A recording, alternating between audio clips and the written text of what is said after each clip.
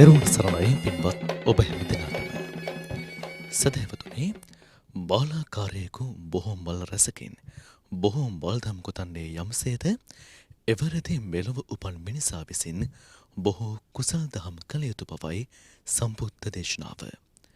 එය අනුව බොහෝ කුසල් දහම් පුරන්නට පින්වත් ඔබට මඟ කියා දෙන යුගයේ කල්යාණ මිත්‍රයාණන් බෞද්ධ රූපවාහිනිය මේ පැයේදී sannivedanaya කරන දායකත්ව දේශනාව මෙආකාරයෙන් ආරම්භ කරන්නට සූදානම් වන්නේ.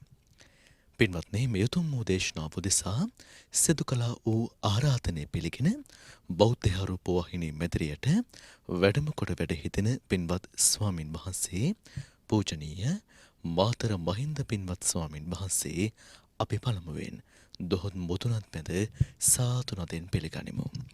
අවසරයි අපේ හාමුදුරුවනේ. සාදු සාදු සාදු. සදහැවතුනි, අද දේශනාව වෙනුවෙන් දායකත්වය ලබා දී කටයුතු කරනවා ප්‍රාග් පෙදෙස අයවන්වත්ත කදාන පදිංචි සොනාලේ රත්නායක මහත්මිය, සුනිල් වික්‍රමරත්න මහත්මයා ප්‍රධාන මේ පින්වත් පිරිසයි දේශනාව ඔබ වෙත ගෙන එන්නට සේ පුණ්‍යකාමී දායකත්වය ලබා දෙන්නේ. සමන්තා චක්ඛවාලේසු අත්‍රා ගච්ඡන්තු දේවතා සද්ධම්මං මුනි රාජස්ස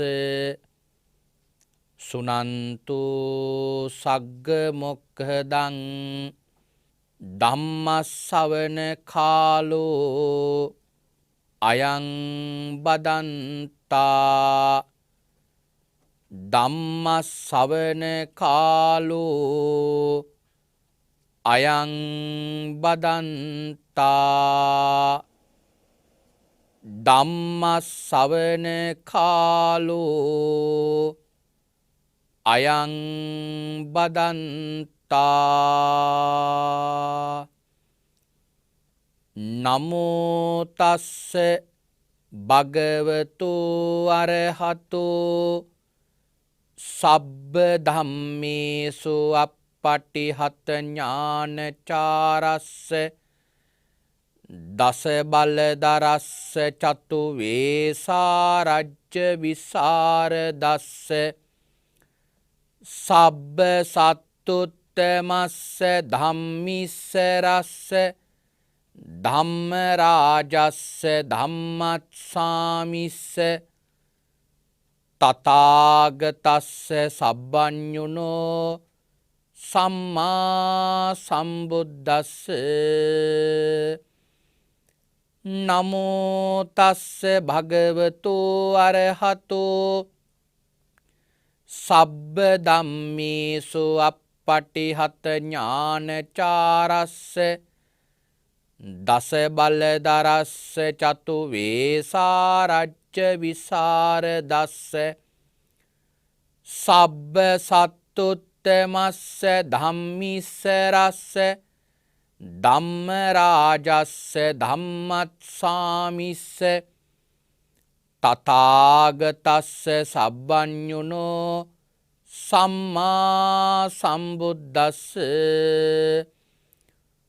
නමෝ තස්ස භගවතු අරහතෝ සබ්බ ධම්මේසු අප්පටිහත ඥානචාරස්ස දස බලදරස්ස චතු වේසාරජ්‍ය විසරදස්ස සබ්බ සත්තුත්තමස්ස ධම්මිස්ස රස්ස ධම්ම රාජස්ස ධම්මස්සාමිස්ස තථාගතස්ස සබ්බඤුනෝ සම්මා සම්බුද්දස්ස.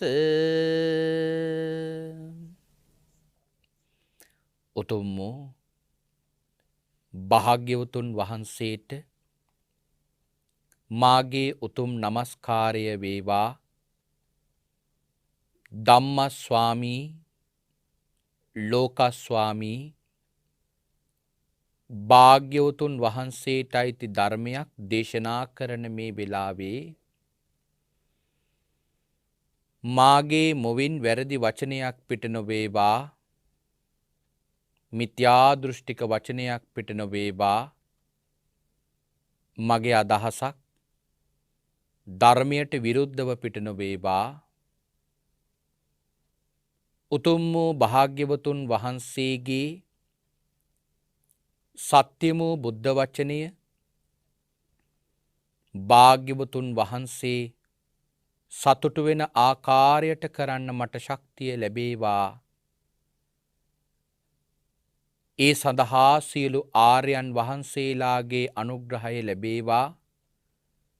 සියලු සත්පුරුෂයන් වහන්සේලාගේ අනුග්‍රහය ලැබේවා. සියලු ශාසනාරක්ෂකයින් වහන්සේලාගේ අනුග්‍රහය ලැබේවා. හැම දිනාටම භාග්‍යවතුන් වහන්සේගේම ධර්මය අවබෝධ කරගෙන උතුම් චතුරාර්ය සත්‍ය ධර්මයම අවබෝධ කරගනිත්වා. සාදු සාදු සාදු. සද්ධර්ම ශ්‍රවණාබිලාසී කාරුණික ගුණගරුක පින්වත්නි, අද මේ පින්වත් හැම දෙනාම මේ වෙලාවේදී බලාපොරොත්තු වන්නේ භාග්‍යවත් අරහත් සම්මා සම්බුදුරජාණන් වහන්සේ විසින් ඔබෙත් මගෙත් නිවන පිණිස මහා කරුණාවෙන් දේශනා කොට වදාළ සුවාසෝ දහසක් ධර්මස්කන්ධයන් අතරින් ඊ타මත්ම වටින ධර්මකාරණාවක් ශ්‍රවණය කරන්නටයි. අද සද්ධර්ම දේශනාව සඳහා මා ඊටාම වැදගත් කාරණාවක් දේශනාවට මාතෘකා කරගත්තා.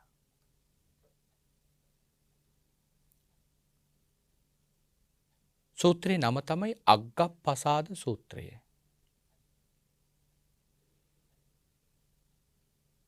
දවසක් බුදුරජාණන් වහන්සේ භික්ෂුන් වහන්සේලාට දේශනා කරනවා,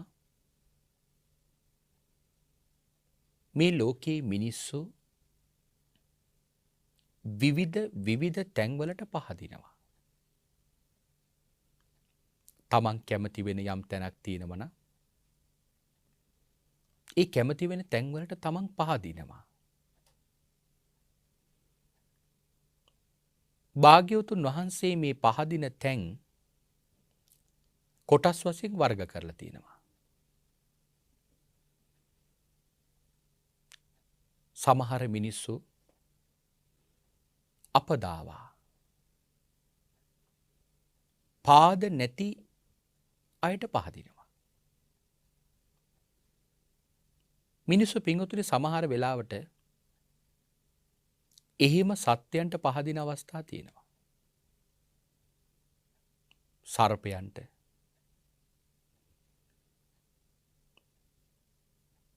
දියෙහි වැඩෙන මසුන්ට මේ සත්‍යයන්ට පහදිනවා.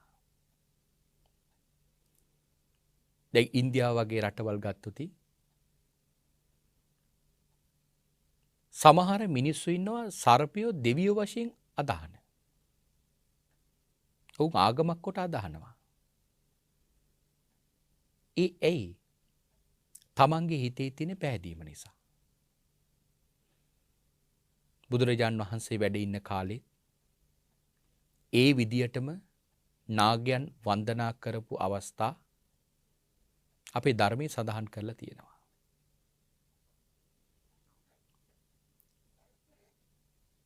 එතකොට දැන් මෙහෙම පැහැදෙන අය ඒ පැහැදෙන සත්‍යයන්ට පිංගුතුනි ලොකු කැපවීමක් කරනවා. දැන් සර්පයෝ වගේ සතුන් ආගමක් හැටියට අදහන අය, දෙවිවරු හැටියට පිළිගන්න අය, ඒ සත්‍යයන්ටත් ඒ රූප හදාගෙන කොච්චර පිංගුතුනි වැඳුම් පිදුම් පුද සත්කාර කරනවද? පින්වත්නි සමහර වෙලාවට සුරතල් මසුන් ගෙදර ගෙනල්ලා කොයිතරම්නම් සත්කාර කරනවද? ඇයි ඒ කරන්නේ? තමන්ගේ හිතේ තියෙන පැහැදීම නිසා. පිටුතුනි ගොඩක් වෙලාට අපි සතුන් ඇති කරන්නේ මොකක් නිසාද? ඒ සැබෑවටම සතාට ආදරය කරන නිසා නෙමෙයි.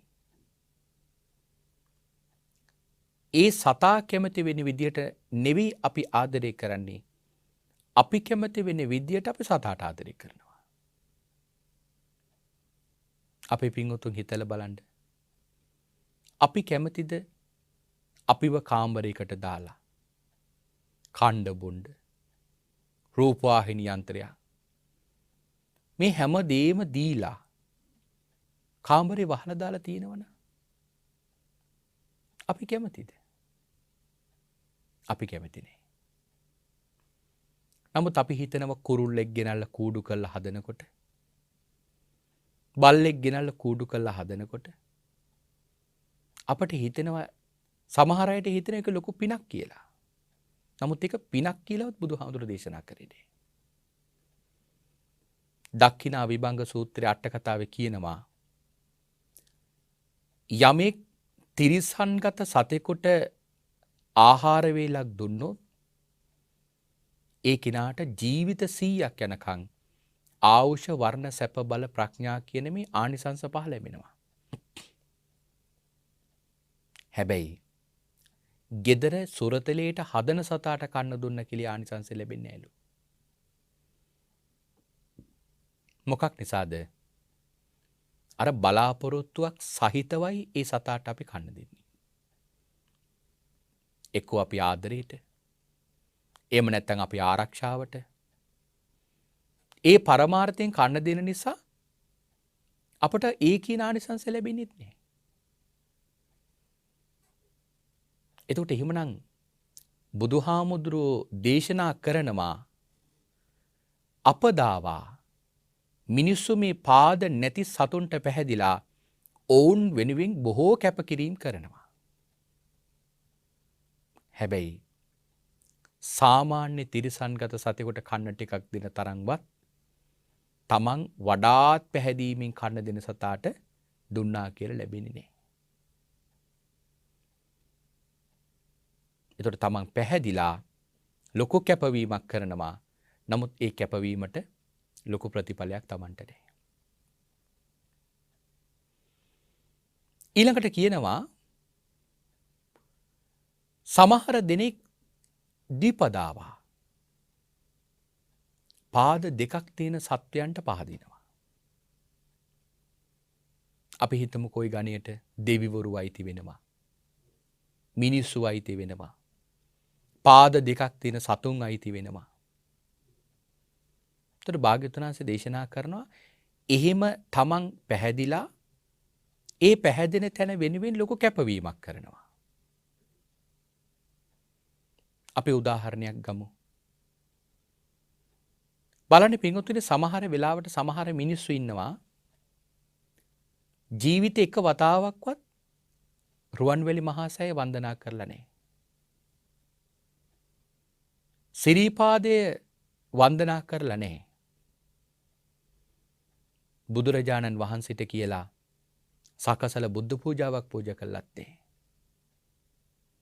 හැබැයි එහෙම කරපු නැති සමහර අය 3-4 වතාවක් විතර කතරගම දේවාලෙ ගිහිලා තියෙනවා. එතකොට ඒ කියන්නේ Tamanට ඒ දෙවියන් පිළිබඳ ලොකු පැහැදීමක් තියෙන නිසා. ඒ වෙනුවෙන් Taman කැප වෙනවා. ඒකට Tamanට ලොකු පැහැදීමක් තියෙනවා. ඒ පැහැදීම තියෙන තැන වෙනුවෙන් Taman කැප වෙනවා. නමුත් එහෙම කැප වුණා කියලා ඒ දෙවියන්ගෙන් Tamanට කිසිම සරණක් කිසිම පිහිටක් පින්වතුනි ලැබෙන්නේ නැහැ. ඊළඟට අපි ගමු සමහර ස්ත්‍රීන් පුරුෂයන්ට පහදිනවා. පුරුෂයෝ ස්ත්‍රීට පහර දෙනවා. ඒ පැහැදීම් ඇති වුණාම කොයිතරම් කැපවීමක් කරනවද බලන්න. තමන් පැහැදෙන තැනට අප්‍රමාණ කැපවීමක් තමන් කරනවා. නමුත් පින්වත්නි, ඒ කැපවෙන තමන් පැහැදෙන තැනට කැප වුණා කියලා මෙලොව ලොකු දියුණුවක් ලැබෙන්නෙත් නෑ. ඊළඟ මතු භවයට ලොකු දියුණුවක් ලැබෙන්නෙත් නෑ. ඒ කැපවීමට ලොකු ප්‍රතිඵලයක් නෑ. ඔහුම බුදුහාමුදුර විස්තර කරනවා චතුප්පදාවා පාද 4ක් තියෙන අය ඉන්නවා. බහුපදාවා බොහෝ පාද තියෙන අය ඉන්නවා. රූපීනෝවා රූපයක් තියෙන අය ඉන්නවා. අරූපීනෝවා රූපයක් නැති අය ඉන්නවා. සංඤීනෝවා සංඥාවක් තියෙන අය ඉන්නවා. අසංඤීනෝවා සංඥාවක් නැති අය ඉන්නවා.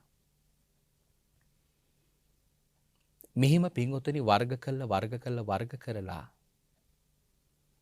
භාග්‍යවතුන් වහන්සේ දේශනා කරනවා මිනිස්සු මේ කිනම් හෝ තැනක් පිළිබඳ පැහැදිලා තමන් ඒ පැහැදෙන තැනට අප්‍රමාණ විදිහේ කැපවීමක් කරනවා.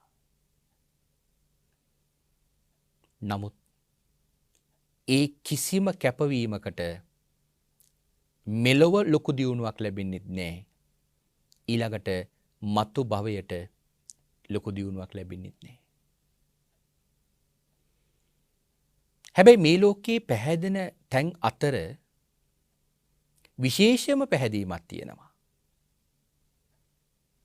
ඒ විශේෂම පැහැදීම තමයි යම්කිසි කෙනෙක් ලෝතුරා භාග්‍යවතුන් වහන්සේ කෙරෙහි පැහැදීමක් ඇති කරගත්තොත්.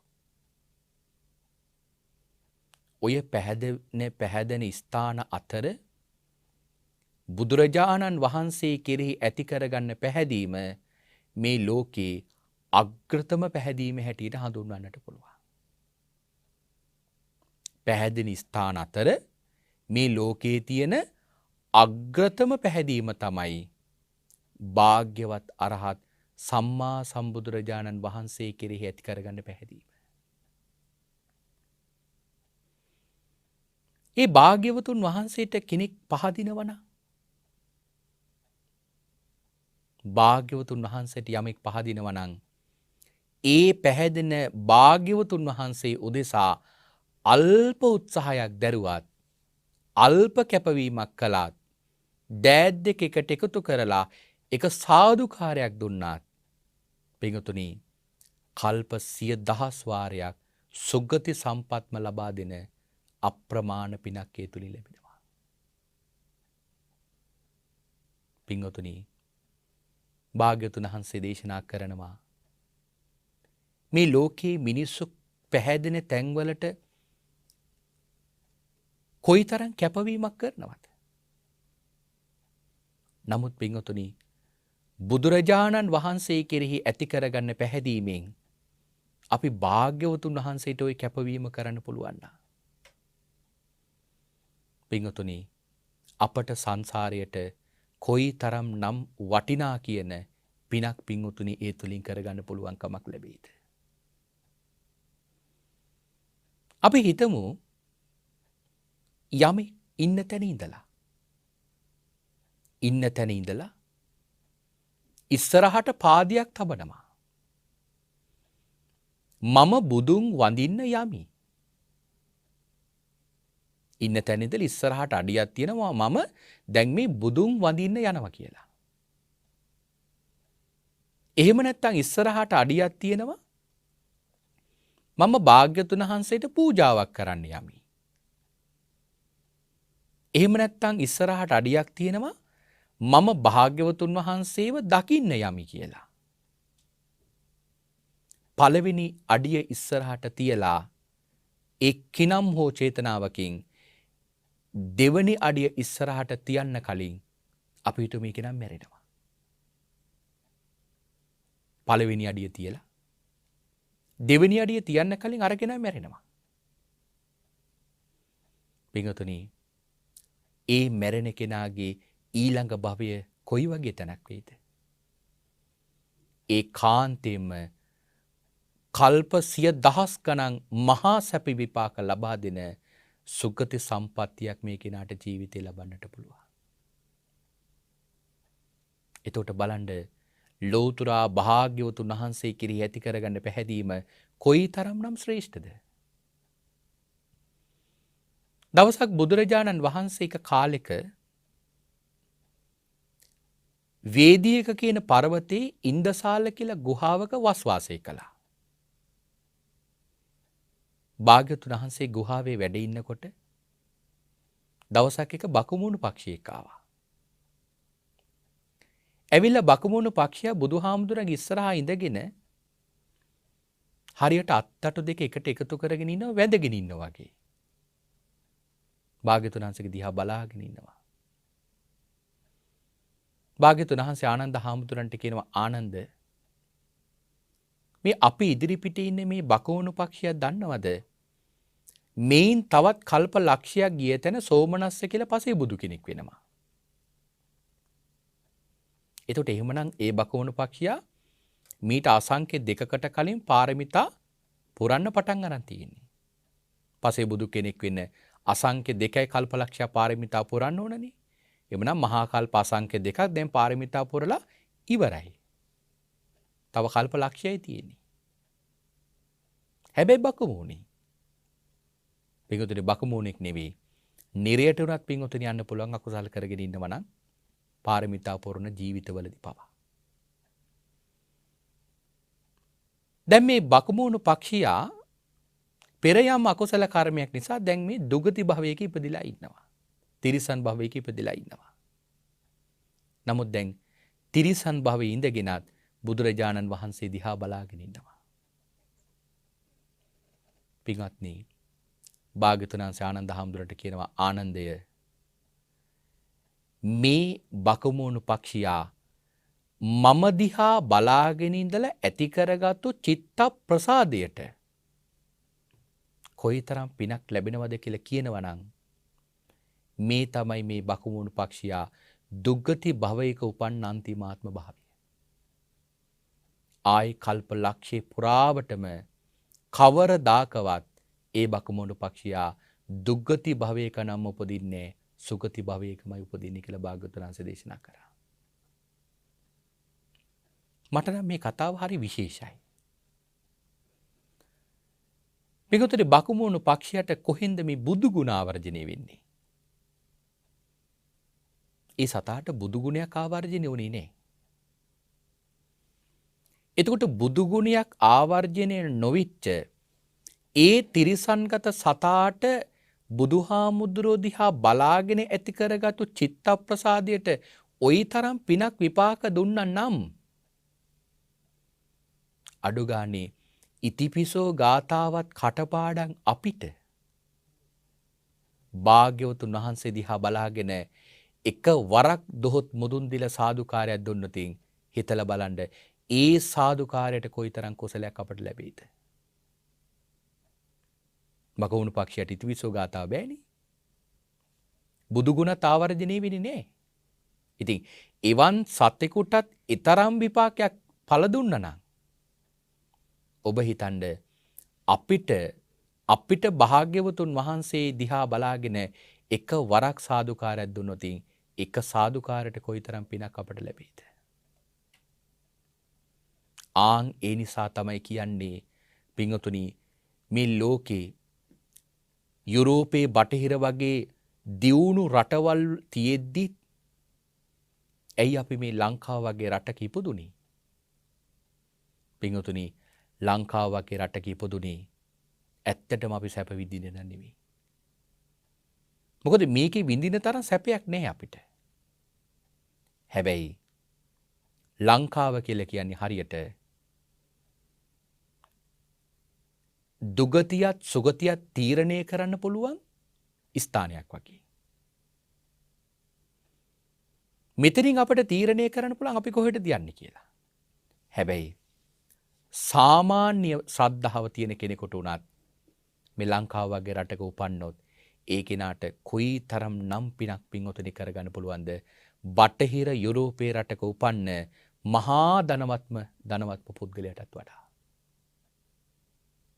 ලංකාවේ ඉපදීම තුළින් කොයි තරම් පිනක් ඒ කෙනාට කරගන්න පුළුවන්ද? එයි භාග්‍යවතුන් වහන්සේගේ විශාලතම ධාතුන් වහන්සේ වැඩ ඉන්න ලංකාවේ.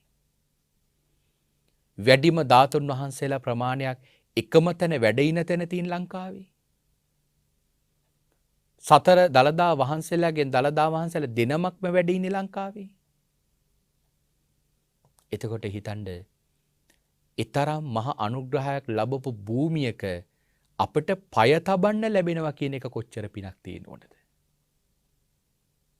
මේක හරියට බුදුරජාණන් වහන්සේගේ භාග්‍යවතුන් වහන්සේටම අයිති මහ පන්සලක් වගේ ලංකාව වෙලාවකට හිතෙනවා. ඇයි? බලන හැම තැනකම පින්වතුනි ධාතුන් වහන්සේලා.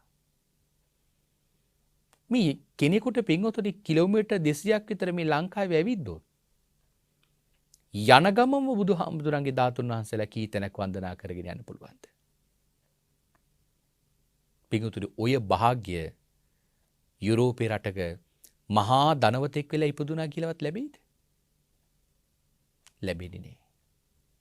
ඒකයි මෙවන් රටක ඉපදීම කොයිතරම් භාග්‍ය සම්පන්නයිද කියලා තේරෙන්නේ සංසාරේ ඇවිදින විදිය දිහා හරියට අවබෝධ කරගත්තු කෙනෙකුට පමණයි. මොකද මෙවන් රටක උත්පත්ති ලැබුව අපට මහා පිනක් පින්වතුනි කරගන්න පුළුවන්. වෙන මුකුත් ඕන නෑ. බුදුරජාණන් වහන්සේට වන්දනාවක් කරත් පින්වතුනි කොයිතරම් පිනක් පින්වතුනි අපේ ජීවිතවලට ලැබෙනවද?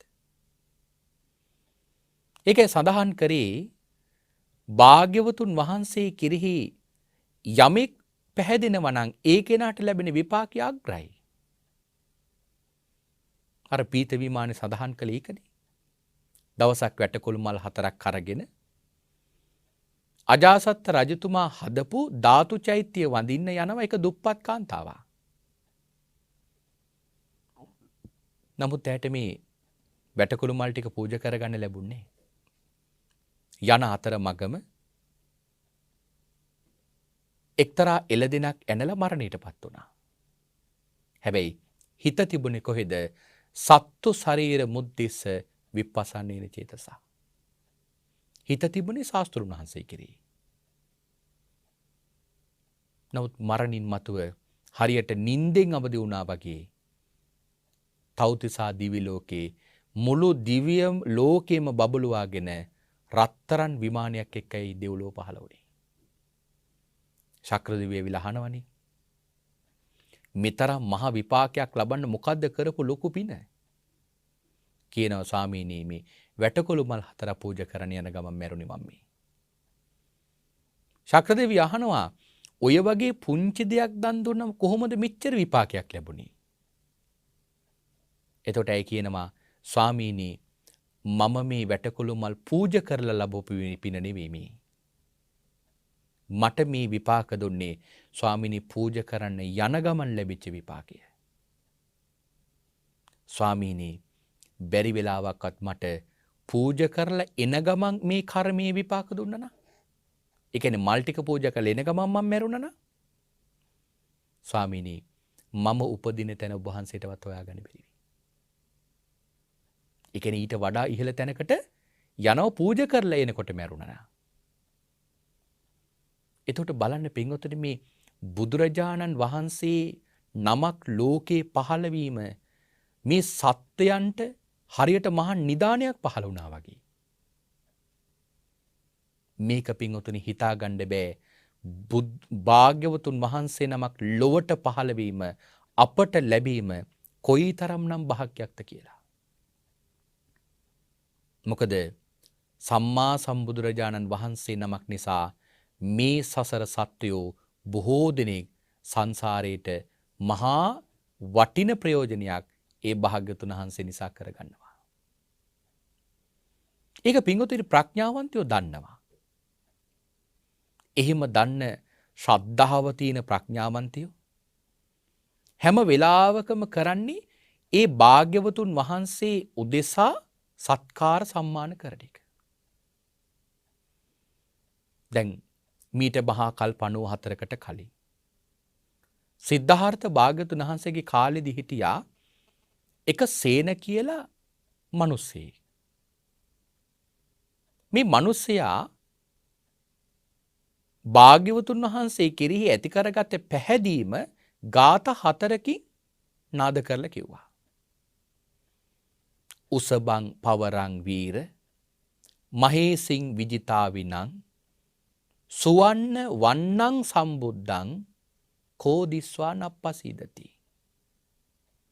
හිම වාවා පරිමෙය්‍යෝ සාගරෝව දුරුත්තරෝ තතේව ජානං බුද්දස්ස කෝදිස්වා නප්පසීදති.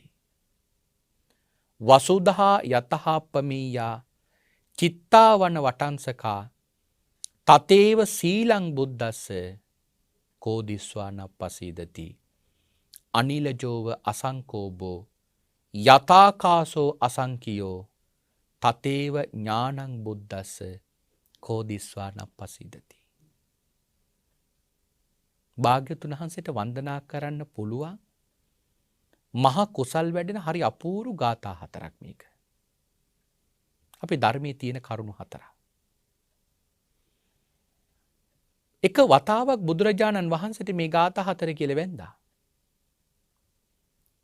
කල්ප 94කට කලින් වැඳපු මෙයා සුගතියේ උපන්නා දුගතිය කියන නමවත් ඔය කල්ප 94 අහලා නැහැ. භාග්‍යතුන් වහන්සේට එක වරක් මේ ගාථා 4 කියලා වැඳලා. මරණින් මතුව සුගතිය උපන්න ඔහු ආයිමත් සුගතියින් බිමට ආවේ අපේ භාග්‍යතුන් වහන්සේගේ කාලේ. භාග්‍යතුන් වහන්සේගේ ශාසනයේ බොහොම කෙටි කාලයකින් මහාන වෙලා අන්‍යයන්ව පහදවන්න තරම් දක්ෂ කෙනෙක් නිසා පරප්‍රසාදක කියන නමින් රහත් බව ලැබුවා. ඒකයි බුදුහාමුදුරුවෝ දේශනා කරන්නේ නමාමි වීර පාදේතේ චක්කංකිත තලේ සොබේ. මේ චක්‍රලාංඡන 10කින් යුක්ත භාග්‍යවතුන් වහන්සේගේ මහා වීරයන් වහන්සේගේ පාදයන් යමෙක් වන්දනා කරනවා නම් වන්දිතේ නර දේවේහි දෙව් මිනිසුන් වඳිනවා නම් අමතන් දේහි වන්දිතේ වඳින හැම කෙනෙකුටම නිවන ලැබෙනවලු. නමුත් අපේ සමාජයේ බොහෝ දෙනෙක් වැරදි කරුණක් හිතේ දරාගෙන ඉන්නවා මේ බුදුහාමුදුරුවෝ වඳිනවා කියන එක නිවනට බාධාවක් කියලා. මම දන්නේ මොන වගේ පෞකාර සිතුවිල්ලක් නිසා එවැනි කරුණක් සමාජගත වුණාද කියලා. පින්වතුනි, බුදුරජාණන් වහන්සේ කෙරෙහි ශ්‍රද්ධාව වැඩි වෙන්න තමයි ඒ කෙනා නිවනට ලං වෙන්නේ. ඒකයි කියන්නේ පෘථග්ජන ශ්‍රද්ධාවන්තයෙකුට බුදු ගුණවල ගැඹුර තේරෙන බඹ 9යි.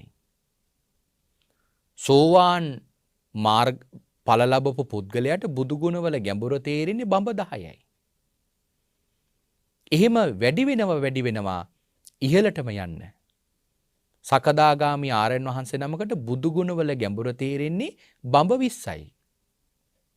අනාගාමි වහන්සේ නමකට බඹ 30යි. රහතන් වහන්සේ නමකට බඹ 40යි. 80 මහා ශ්‍රාවකයන් වහන්සේලාට බඹ 50යි. පින්වතුනි, එක කල්පයක් වැහි වහිනකොට ඒ සියලු කල්පේ වැහි බින්දු ගණන් කරලා කියන්න පුළුවන් මහා ප්‍රඥාවක් තියෙන සාරිපුත්ත මහරහතන් වහන්සේට බුදු ගුණ වල ගැඹුරු තේරෙන්නේ බඹ 84000යි. එතකොට හිතන්න මේ බුදු ගුණ වල ගැඹුර කොයිතරම්නම් තියෙනවද? එතකොට මේ ආර්ය භාවයට පත් වෙන්න මේ බුදු ගුණ වැටහෙන ප්‍රමාණය වැඩි. එතකොට හිතන්න අපි වගේ අයට මේ බුදු ගුණ වැටහෙන්නේ කොයිතරම් අල්ප වශයෙන්ද කියලා හිතන්න. එතකොට අද කාලේ සමහර දෙනෙක් කියනවා බුදුරජාණන් වහන්සේ කෙරෙහි භාග්‍යතුන් වහන්සේට පුද පූජා පවත්වනවා කියන එක, භාග්‍යතුන් වහන්සේ වඳිනවා කියන එක අපේ නිවනට ලොකු බාධාවක් කියලා. පිටුතුනි එහෙම හිතන කෙනෙකුටවත් බුදුරජාණන් වහන්සේ දකින්නවත් ලැබෙන්නේ නැහැ.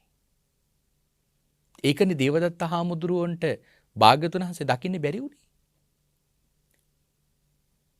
භාග්‍යවතුන් වහන්සේට ද්‍රෝහි වෙන, භාග්‍යවතුන් වහන්සේගේ වචනෙට පිටුපාන, භාග්‍යවතුන් වහන්සේ කෙරෙහි මහා ශ්‍රද්ධාවක් නැත්තම් ඒ කෙනාට පින්වතුනි බුදුරජාන් වහන්සේ දකින්නවත් ලැබෙන්නේ නැහැ. දේවදත්ත හාමුදුරුවෝ බුදුරජාණන් වහන්සේ දකින්න ඕනේ කියලා මරණාසන්න වෙලා වෙනකොට භාග්‍යවතුන් වහන්සේ භික්ෂුන් වහන්සේලාට කියනවා මහණෙනි ඔය දේවදත්තයන්ට ආයි මාව කවදාවත් දකින්න හම්බෙන්නේ නැහැ. කියනවා ස්වාමීන් යන්න යොදුනක් දුරට ඇවිල්ලා දේවදත්ත හාමුදුරුවෝ. භාග්‍යවතුන් වහන්සේ කියනවා මහණෙනි ඒ දේවදත්තයන්ට ආයි කවරදාකවත් මාව දකින්න ලැබෙන්නේ නැහැ. ආයිමත් කියනවා ස්වාමීනි අන්න පොකුණ ළඟටම ඇවිල්ලා භාග්‍යවතුන් වහන්සේ දේශනා කරනවා මහණෙනි මේ විහාරේ දොර ළඟට ආවත් දේවදත්තයන්ට මාව කවදාවත් දකින්න ලැබෙන්නේ නැහැ. මොකද බුදුරජාණන් වහන්සේගේ වචනෙට එරෙහි වෙච්ච නිසා. භාග්‍යවතුන් වහන්සේ කෙරෙහි ශ්‍රද්ධාවක් නැති නිසා. එතකොට භාග්‍යවතුන් වහන්සේ කෙරෙහි ශ්‍රද්ධාවක් නැති කෙනාට බුදුහාමුදුරුවෝ දකින්න ලැබෙන්නේ නැත්තම් භාග්‍යවතුන් වහන්සේට පුද පූජාවක්වත් පවත්වන්නේ නැතුව කොහොමද පින්වතුනි අපි සසරෙන් ඈතර වෙන්න බලන්නේ? ඒ නිසා ශ්‍රද්ධාව තියෙන ප්‍රඥාවන්තයෝ පින්වතුනි හැම කල්හිම භාග්‍යවතුන් වහන්සේට අප්‍රමාණ විදිහට පුද සත්කාර කරා. උන්වහන්සේලා රහත් බව ලැබපු දවසේ එහෙමත් පුද සත්කාර කළා. පිංගියානි මහරහතන් වහන්සේ බුදුරජාණන් වහන්සේට කොච්චර ගෞරව කරාද කියලා කියනවා නම් පින්වතුනි උන්වහන්සේ උදේ ඉඳලා රෑ වෙනකන් භාග්‍යවතුන් වහන්සේ පිළිබඳ බුදුගුණ ආවර්ජනය කරගෙන ඉන්නේ. රෑ ඉඳලා එළි වෙනකන් භාග්‍යවතුන් වහන්සේ ඉන්න දිශාව 이르දීන් බලලා ඒ දිශාවට පින්වතුනි වැදගෙන ඉන්නවා කියලා කියන්නේ. මොන තරම් ශ්‍රද්ධාවක් තියෙන්නේ නැද්ද? උදේ ඉඳලා රෑ වෙනකන් බුදුගුණ ආවර්ජනය කර ඉන්නවා. රෑ ඉඳලා එළි වෙනකන් භාග්‍යවතුන් වහන්සේ වැඩ ඉන්න දිශාවට නමස්කාර කරගෙන ඉන්නවා. කවුද? රහතන් වහන්සේ නම. පිටුතුනි රහතන් වහන්සේලාගේ මේ භාග්‍යවතුන් වහන්සේට කරපු පූජාවල් හරි අප්‍රකටයි අපේ ධර්මයේ. ඒකට හේතුවක් තියෙනවා. මොකද රහතන් වහන්සේලාට බුදුහාමුදුරුවෝ පිළිබඳ ශ්‍රද්ධාව වැඩි නිසා ධර්මයේ විශේෂයෙන්ම සඳහන් කරලා තියෙනවා ප්‍රසිද්ධියේ භාග්‍යවතුන් වහන්සේට පූජාවල් කරන්නේ නෑලු. මොකද ශ්‍රද්ධාව වැඩි නිසා.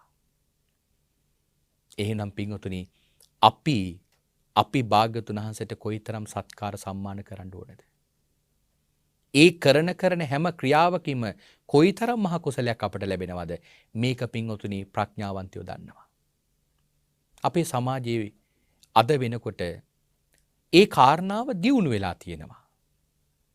පින්වතුනි සමහර ගෙවල් වල බුදුරජාණන් වහන්සේට වෙන් කරලා තියෙන්නේ වැඩ ඉන්න එක්ක බිත්තියට වීදුරුවක් හයි කරලා බිත්තියක ලෑල්ලක් තියලා එහෙම නැත්නම් කොන්ක්‍රීට් කණුවක් වගේ තැනක තියලා බුදුහාමුදුරුවෝ වඩම්මල ඉන්නවා. ඒක වරදක් නෑ. Tamanට පුළුවන් විදිහට කරන්නේ. හැබැයි එහෙම බුදුහාමුදුරුවන්ට තැන් හදලා තියෙන රටේ පිටුතුනි මගේ මේ ඇස් දෙකටම දැකලා තියෙනවා භාග්‍යවතුන් වහන්සේට තමන්ගේ නිවසේ එක කාමරයක්ම වෙන් කරලා තියෙනවා. සම්පූර්ණයෙන්ම එක කාමරයක් බුදුහාමුදුරුවන්ට වෙන් කරලා තියෙනවා. ඒ ගෙදර අයටවත් ඒ කාමරේ භාග්‍යවතුන් වහන්සේට සකස් කරලා තියෙන සැප පහසුකම් ගෙදර අයටවත් නැහැ. සමහර කාමරේ සී කරලා භාග්‍යවතුන් වහන්සේට පුදුම විදිහට සත්කාර කරනවා. මම දවසක් එක්තරා ගෙදරකට එහෙම වැටියා. පින්වතුනි ඒ ගෙදර පුදුම ශ්‍රද්ධාවකින් භාග්‍යවතුන් වහන්සේට ඒ පූජාවල් කරන්නේ. භාග්‍යවතුන් වහන්සේ ඒ ගෙදර හිතන්නේ භාග්‍යවතුන් වහන්සේ මේ ගෙදර ඇත්තටම වැඩ ඉන්නවා කියලා. කාමරයට ඇතුල් වෙනකොටම ඒ ජීවමාන සංඥාව අපේ හදවතේ උපදිනවා. ඒ තරම් ශ්‍රද්ධාවෙන් භාග්‍යවතුන් වහන්සේට සත්කාර කරන්නේ. පින්වතුනි ඒ ශ්‍රද්ධාවන්තයින් බුදුරජාණන් වහන්සේට සුවඳ පූජාවක් පූජා කරා. අපි නම් සාමාන්‍යයෙන් බුදුහාමුදුරන්ට පූජා කරන්නේ හඳුන් කූරු. හඳුන් කූර කියලා කියන්නේ සැබෑම හඳුන් කූර නම් හඳුන් ගහේ අරටුව වෙන්න ඕන. නමුත් දැන් තියෙන හඳුන් කූර හදන්නේ කොහොමද කියලා අපේ පින්වතුන් දන්නවා. නමුත් පින්වතුනි ඒ ගෙදර බුදුහාමුදුරන්ට පූජා කරන්නේ සුවඳ වර්ග. සුවඳ බෝතල්. පින්වතුනි සුවඳ බෝතල් 5ක් විතර භාග්‍යවතුන් වහන්සේගේ කුටියේ තිබුණා. එක සුවඳ බෝතලයක් අරගෙන පළමුවෙන්ම කරා දොර ළඟට, දොරේ උළුහව් වලට, ජනෙල් වල උළුහව් වලට ඒ සුවඳ පූජාව කරා. ඒ සුවඳ ස්ප්‍රේ කරා ඒ උළුහව් වලට. මං හොයයි මොකටද? මේ දොරවල් වලින් හමන වාතය භාග්‍යවතුන් වහන්සේගේ ශරීරයේ වදිනකොට සුවඳවත් වාතය භාග්‍යවතුන් වහන්සේගේ ශරීරයේ වදින්න එහෙම කරේ කිව්වා. පින්වතුනි මගේ ජීවිතේ ඇස් දෙකෙන්ම ඊතරම් භාග්‍යවතුන් වහන්සේගේ සරණ ගියපු ශ්‍රද්ධාවන්තෙක් දැක්කමයි. ඊළඟට තවත් සුවඳ බෝතලයක් ගත්තා. ඒ සුවඳ බෝතලය අරගෙන භාග්‍යවතුන් වහන්සේගේ පාදමූලයට පූජා කරනවා කියලා යටට පූජා කරා. හැම තැනකටම වටේටම පින්වතුනි පූජාව කරා. ඒක බුදුහාමුදුරන්ගේ පාදික මුලට කිව්වා. ඊළඟට තවත් සුවඳ බෝතලයක් ගත්තා. දැන් මේකකට එක ගානේ තියෙනවා. ඒ සුවඳ බෝතලය අරගෙන පින්වතුනි බුදුරජාණන් වහන්සේගේ හිස පැත්තට ඇඟට වදින්න නැතුව උඩට ඉහිනවා. ඉහින ඒ සුවඳ බින්දුව බුදුරජාණන් වහන්සේගේ මුළු ශරීරයම ස්පර්ශ කරගෙන බිමට වැටෙනවා. පින්වතුනි අට දිසාව මේ විදියට වටේට පැදකුණු කරා. මං ඒක මොකටද කරන්නේ? සුමන මාලාකාරය බුදුරජාණන් වහන්සේට මල් පූජා කරනකොට ස්ථාන 8කින් ඒ මල් මාලා හැදුන කිව්වා. මමත් භාග්‍යවතුන් වහන්සේට ඒ චේතනාවෙන්ම මේ සුවඳ පූජාව කරනවා කිව්වා. ඊළඟට තවත් සුවඳ බෝතලයක් ගත්තා. ඒ සුවඳ බෝතලේ අරගෙන කාමරේ හැම තැනටම ඉහිනවා. මං ඒක මොකටද?